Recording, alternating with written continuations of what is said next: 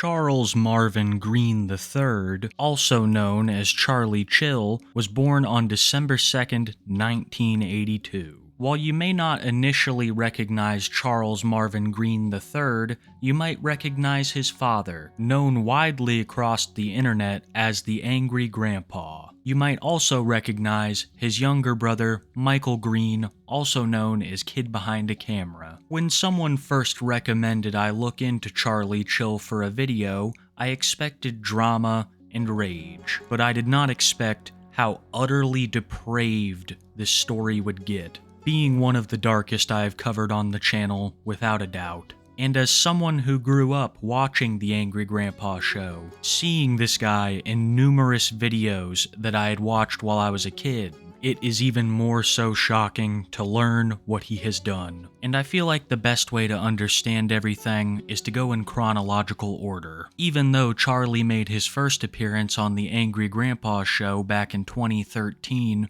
it's 2015 where things really start to get interesting. In 2015, Charlie didn't have a job, he was homeless, and he owed money and child support for his one daughter. Having nowhere else to go, he decided to move in with his father, the Angry Grandpa. Angry Grandpa would say all that Charlie did was sit in his room, get drunk, and play GTA 5. He wouldn't help out around the house like he promised, he wouldn't get a job, and it seemed like his only interest was creating his own YouTube channel to piggyback off of the success of his father and brother. Things would continue like this for a while, until August 2016, when Charlie was sent to jail for unpaid child support. This was not his only brush with the law. Back in 2001, he had broken into a home and got arrested for it. In 2014, he was arrested once again for a hit and run and drug paraphernalia. And then, of course, this arrest for unpaid child support in 2016. In November of that same year, he would be released from jail and return home to Grandpa's, where the same kind of behavior continued. He wouldn't get a job, he wouldn't help out around the house, he would just sit around all day, using various drugs and drinking alcohol. We would not know until much later that Charlie was also forcing these types of substances onto the children who were living with Grandpa. And it wouldn't be until months later that they would reveal this was all occurring around this time. Here's a clip of them talking about how Charlie would threaten them into consuming these things. What did Charlie do? He gave me something to smoke. What was it? I don't know. But something to smoke. And how old are you? 9, 10, I mean. Give him something to smoke. Did he give you anything else? Yes. What? Beer. How you know it's beer? Because he told me that. And then he gave me it. Do you remember that day that your nose was busted and we were giving you stuff for it and stuff? Yeah. How did that happen? When me and Jake was playing outside, and then he came outside and hit me to the door. Who's he? When I was playing with my brother Jacob. Yeah, but who's he? Who did it to you? Charlie. I also forgot to mention that he hit another kid and threw him into a door. Like I said previously, at this point in the timeline, Michael and Grandpa had no idea that Charlie had pushed these substances onto a kid. Out of fear, they would hide this information until months later when Charlie messed up big time. But despite that, Grandpa had had enough of him sitting around and drinking all day. In this whole time after being released from prison, he hadn't even tried to get a job. And when Grandpa threw him out, he had to couch surf for a couple of days, until he manipulated his brother Michael into letting him live at his pool house. Michael at this point had made millions of dollars off of the Angry Grandpa show. He had a very nice house with a pool, and of course a pool house which was the size of many people's regular homes. Charlie would stay there, and him and Mike would make content together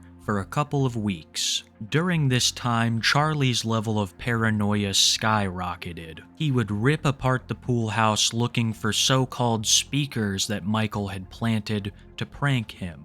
leading many to speculate that Charlie was abusing drugs. This would be confirmed when on June 29th, 2017, one of the most infamous events in the Angry Grandpa Show's history would occur. It is known as the LSD incident, and it all started when one day Michael returned home to find Charlie completely out of his mind. Not only had he stripped naked and was jumping into the pool, but one of his fingers was charred black from being burnt. After trying to calm Charlie down and realizing that he was in some kind of drug-induced psychosis, they decided to call the police. And when they arrived, this footage was taken. I don't want to fucking leave. I've done nothing. No. Wait, Michael, is this your house? Is this your property? They're gonna tase you if you act like this. What have I done? You destroyed the pool house. You got in my face and started screaming at me when I tried to bring you something to eat. We did that. I'm not talking about no fake videos. I'm talking about an hour ago when I tried to bring you something to eat and you tried to launch at me. Alright, let's go. Look, you know what? I respect my brother. I'm not trying to. Michael, I'm scared to death of you right now, bro. Michael, come and give me a hug, man. Please don't do that. I'm going with the police. all we need you to do is get on the gurney, man. That's it. They're not trying to take you to the police. They're taking you to the hospital. Your hand's fucked up. You're the one that fucking put all my shit out on the fucking internet. How? When? You're the one that put my shit. Your fucking father, the goddamn fucking cousin. You are I'm a gonna put it drug all out. addict. Do it! You Do know it! I'm gonna Can put I it press all charges out. for praising that pool house, please? Yeah, this is real. Right here, this is real. This is real stuff. This ain't your fake little YouTube stuff. My life is you fucked up. Not only did Charlie have this massive meltdown in front of Michael and his neighbors, but also to the viewers of his YouTube channel. In this drug-induced psychosis, he uploaded a number of illicit videos to his channel, resulting in a swift strike. As you heard in the video, he was taken off to the hospital for evaluation. His hand was treated, he was given drugs to sober up, and he was released that night. For some unknown reason, he decided to return to Michael's house, and as soon as Michael's girlfriend Bridget saw him, they had a confrontation. Get out then, bitch! Get the fuck out then, you stupid stink!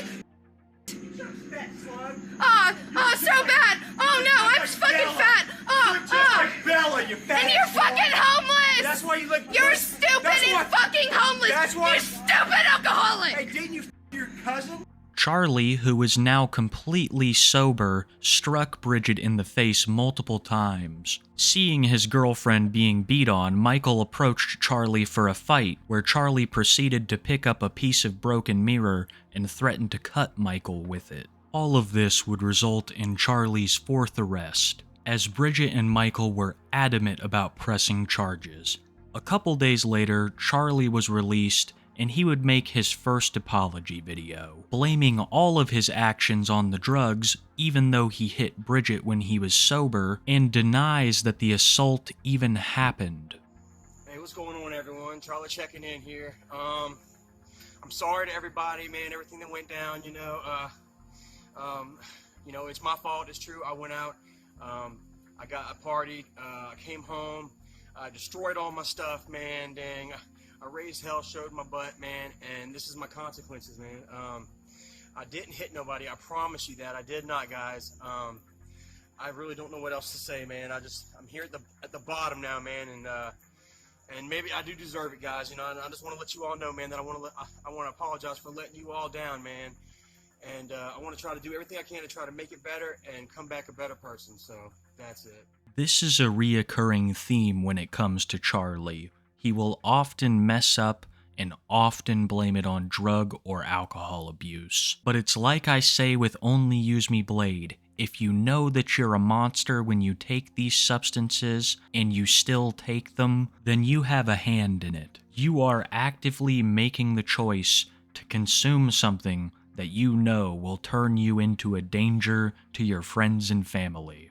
Piss poor excuses run very thick in the mind of Charles Green III, but they were not enough to convince his brother Michael and Bridget to drop the charges as well as let him back into their lives. And upon telling the rest of the family what Charles had done, a veritable floodgate of stories from the past began to be told. Many of the people who had been victimized by Charlie kept quiet out of fear. Not only the kids who he gave drugs and alcohol to, but also his two sisters, who would come forward with some harrowing stories from their childhood. Stories of Charlie and his friend doing absolutely unspeakable things to them. Now that the LSD incident had occurred and Charles was shunned from the family, his sisters felt safe enough to come forward with the truth. You have to work, all this stuff. Don't film this. Don't film this. No, I want this film. This is too much. No. They need to know what kind of guy he really is. His own sister. If I'd have known right at you, I'd have took care of him. But you try to protect your kids, man, but if you don't know what's going on, you... Kim just told us, and then now Jennifer, that Charles and one of his friends forced themselves onto both of my sisters. When I told you that this was one of the darkest things I have ever covered on my channel, I'm not lying. You expect your older siblings to keep you safe, to set a good example. Instead, Charlie did what he did. I remember all of this drama going down back in the day. I knew that he had assaulted Bridget, but until I had researched this video, I did not know that detail. Of course, after all of this was revealed, Charlie was swiftly excommunicated from the family, and he would go off on Twitter against Michael and the angry grandpa, and flat out admitting that what he had done to his sisters was true. In 2017, the angry grandpa's health was failing. He had a number of medical health problems, including cirrhosis of the liver. And when the angry grandpa was in the hospital because of this, Charlie would make Twitter posts talking about how he wished angry grandpa would hurry up so that he can shit on his grave, blaming all of the trouble that he was facing now, both legal and personal, on Michael and the angry grandpa. This angered one of Michael's friends, a man named Isaac, who began to make videos about Charlie's crimes and call him out on Twitter. Once Charlie caught wind of what Isaac was doing, he would make this video, threatening Isaac and inviting him to his house for a fight. Yeah, you know what? A fat boy wants to get there and get on his live stream and sit there, blah, blah, blah, blah, blah, blah, blah, blah, blah. He wants to run his fucking mouth. He wants to bump his fucking gums and say he's going to do this, that, and the third. Isaac, I give you permission to come to my house, bro. Now, this is me putting it out here for the whole fucking world. I'm calling Isaac out. I'm going to beat Isaac's fat motherfucking ass if he fucking tries me. He ran his fucking mouth for so long, and now you got the fucking beast Charlie in your motherfucking face, and you going to get on fucking Twitter. You going to get on your YouTube and shit. You ain't going to jump in your fucking car like you did last time? So Isaac immediately jumps in his car, like last time, and drives to Charlie's new location, taking him up on the offer that Charlie so graciously extended. But as usual, Charlie is all talk and no action. I can't hear you. You don't want no trouble. Didn't you say he's gonna whoop my ass? You're gonna call the cops. I thought you said he's gonna whoop my ass. Didn't you threaten my family? Well, I'm here.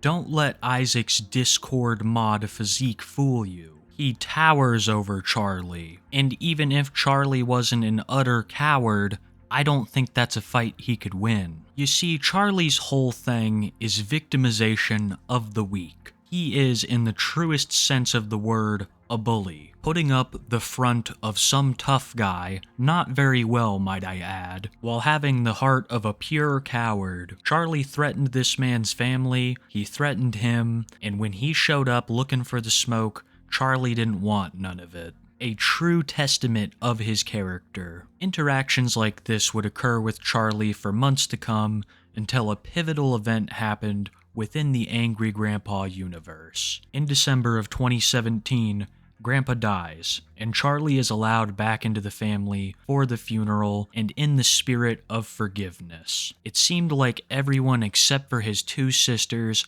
welcomed him back just fine. Michael even going so far as to help Charlie boost his YouTube career, bringing him on collabs with YouTubers like McJuggernuggets, Keemstar, and Dame Drops. During this time, Charlie would remain publicly sober, and he would make amends with Bridget. It all seemed like somehow, some way, Charlie had gotten away with it, until a night when Charlie would post a video of him clearly drunk. And after that video, he would go on a massive Twitter rant about a fellow Angry Grandpa cast member named Tina. Realizing that Charlie had relapsed, or perhaps never been sober at all, Michael decided to cut him out of his life once more. Michael referenced that it was Angry Grandpa's wish that Charlie be brought back into the family and forgiven, but also that Michael was to keep an eye on Charlie, and if it ever seemed like he would be a danger again, he was to cut him off. Michael would keep this promise to his father, and Charlie would never have the same access to the family again. After a couple of weeks of pleading with Michael, this finally sank in for Charlie, and resorting to his roots as an absolute scumbag, he made a live stream where he threatened Michael and Bridget explicitly. Here is a small clip from that. Hear me, Michael? I'm not 100 miles away from you, dude.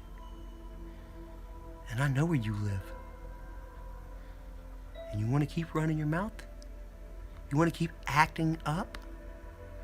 Then I'm going to come to you while you sleep. You want to keep running your mouth? You want to keep pushing people to the edge? I'm going to show you the edge. This is real life right here. This isn't YouTube. This isn't a skit. I could be at your house in 20 minutes. I can be at your house in an hour. I can be at your house in 1 hour. In response to this threat, that was much more explicit in the parts that I had to cut out, Kid Behind a Camera gives us a very rare Chad moment, and posts this video to his Twitter. Probably talking about killing me, and I'm over here like...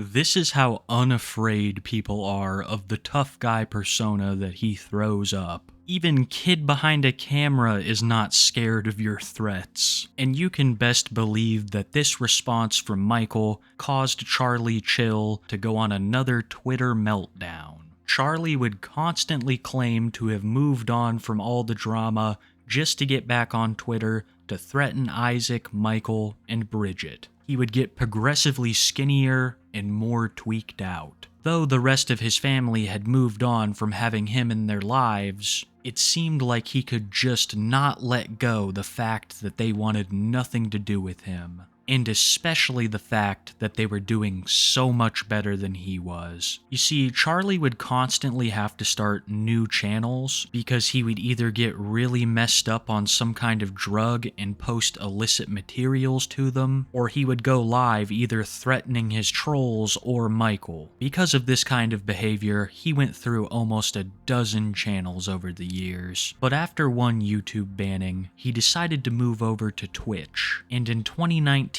he would have one of his biggest meltdowns ever on live stream, threatening his family, being about as egotistical as one could be, and at the end, exposing himself out of rage, all while he is playing a video game with children. You are going down. Everybody already fucking knows it, bro. I'm gonna sit here and tell you that you're a piece of trash. And I'm gonna tell you that you're fucking rat suck, and that you have never learned a goddamn fucking thing in this world because it was always just fucking given to you, little bastard. I think I'm a good-looking guy, but I don't think just like women are just gonna throw themselves at me unless they have a reason to, you know. And Bridget's mom had a reason to throw herself at me because she was working for Michael. Because, dude, I'm gonna stalk Michael, and I'm gonna smack him in his fucking face one day. Within the next 2 weeks, Michael, I'm gonna smack you in your fucking face, and you're gonna know what the fuck you done to me. Michael, you don't know when I'm coming, but it's coming. And I'm gonna take you somewhere special. I'm gonna help you see what I see. You wanna see my dick? Suck my fucking ass.